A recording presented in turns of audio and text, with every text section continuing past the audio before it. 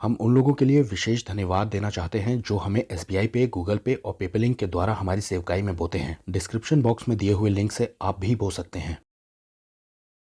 मेरा नाम ज़िना हुसैन है। मैं यूनाइटेड किंगडम के हॉन्सलो में रहती हूँ। मेरा जन्म पाकिस्तान में हुआ था, लेकिन मैंने अपनी पूरी ज़िंदगी यूनाइटेड किंगडम में ही गुजारी है। मेरा जन्म एक बहुत ही कट्टर मुस्लिम परिवार में हुआ था। मैंने इस्लाम पर कभी कोई सवाल नहीं उठाया, लेकिन मुझे इसमें कोई सेटिस्फैक्शन भी नहीं मिला।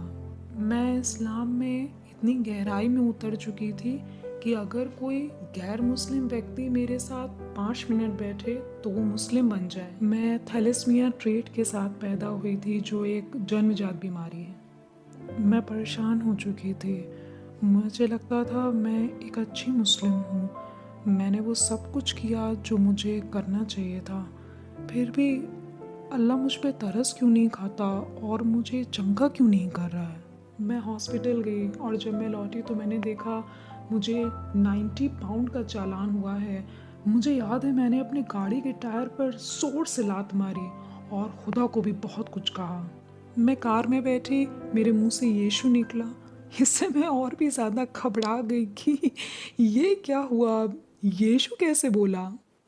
अगर कुछ ऐसा था भी तो मुझे अल्लाह या मोहम्मद बोलना चाहिए था, लेकिन मैंने तो यीशु बोला। मुझे लगा बुखार ज़्यादा बढ़ गया है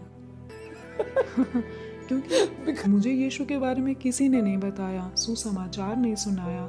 मेरे लिए परमेश्वर का राज्य पूरी तरीके से छुपा हुआ था। मैंने अपनी टैबलेट ली, जो पेंसिलिन थी मेरी। मैं फिर लेट गई, बहुत थक गई थी मैं, देर भी बहुत हो गई थी। जैसे ही मैंने सोने के लिए अपना सिर झुकाया, यीशु चल के मेरे कमरे में आ गए। उन्होंने बहुत खूबसूरत शाही वस्त्र पहने थे जो मैरून रंग के थे और उस पर गोल्डन कढ़ाई थी। मुझे याद है मैंने ये बात अपने ब्रदर इन लॉ को बताई तो उन्होंने मुझसे कहा तुमने ज़रूर कोई यीशु की मूवी देखी होगी। और मैंने सोचा मैंने यीशु की मूवी कभी नहीं देखी। मुसलमान होने पर हम सोच भी नहीं सकते किसी प्रॉफिट की मूवी देखना, ये तो बेइज्जती हुई। अगले 3 दिन बाद यीशु फिर से आ गए। मैं ऊपर वाले कमरे में थी। उन्होंने मुझसे कहा तुम्हें बाइबल पढ़ने की ज़रूरत है। इसे आप ऐसे समझिए जैसे आप मुझसे कोई विदेशी भाषा में बात कर रहे हो और मैं बाइबल शब्द का मतलब भी नहीं समझ सकती थी कि ये कहाँ से आया और ये है क्या। तो उन्होंने मेरा हाथ पकड़ा और अगली चीज़ ये हुई कि मैं नीचे आ गई बिना सीढ़ियों के और उन्होंने कंप्यूटर के सामने जा कर के टाइप किया www.bible.com और यूहन्ना के गॉस्पेल का 3:3 सामने आया। जब तक कोई नए सिरे से ना जन्मे वो परमेश्वर का राज्य नहीं देख सकता। जो आत्मा से जन्मा वो आत्मा है, जो शरीर से जन्मा वो शरीर है। मैंने जब ये पढ़ा तो मुझे बहुत अच्छा लगा। मुझे ऐसा लगा जैसे मैं बहुत प्यासी थी और मुझे पानी मिल गया हो। और जब मैंने एक बार इसे पढ़ लिया तो उन्होंने मेरे सामने मरकुस 16 चैप्टर खोला।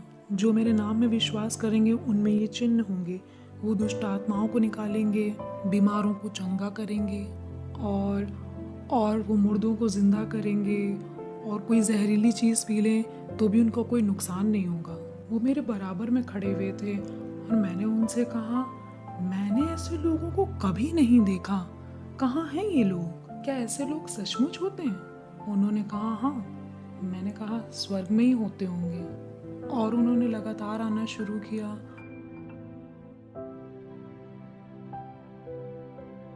वो आते मेरे बराबर में बैठते और मुझे बाइबल सिखाते थे। और उन्होंने कहा अब से तुम मुझे ऐसे नहीं देख पाओगी, तुम मुझे वचन में देखोगी जैसे सब देखते हैं, और जगत के अंत तक मैं सदा तुम्हारे साथ हूँ। और फिर वो चले गए। जब मैं काम पे गई तो वहाँ पे एक औरत यीशु के बारे में बात कर रही थी। उस दोस्त ने कहा एक गॉड टीवी चैनल है जिसे तुम देख सकती हो। तो सचमुच मुझे ऐसा लगा मुझे परमेश्वर और स्वर्ग देखने को मिला। उसने मुझसे गॉड चैनल पे जाने के लिए कहा और जब मैं गई तो मैंने सबसे पहले पास्टर क्रिस को देखा। जाहिर सी बात है मुझे पता नहीं था कि वो लव वर्ड टीवी है, और उसके बाद मैंने पास्टर क्रिस को सुनना शुरू किया। मुझे बस इतना पता था कि जो मुझे यीशु ने सिखाया वो पास्टर क्रिस भी सिखा रहे थे। तब प्रभु ने कहा यही तुम्हारे पास्टर हैं। तब मैंने चर्च ढूंढना शुरू किया और 2004 में मुझे हॉन्सलो में ही चर्च मिल गया और तब से ही मैं मसीह के राज्य में हूँ। जाहिर सी बात है, इससे परिवार तो खुश हुआ नहीं, बड़ा सताव भी हुआ, लेकिन परमेश्वर ने कहा सबसे प्यार करना है।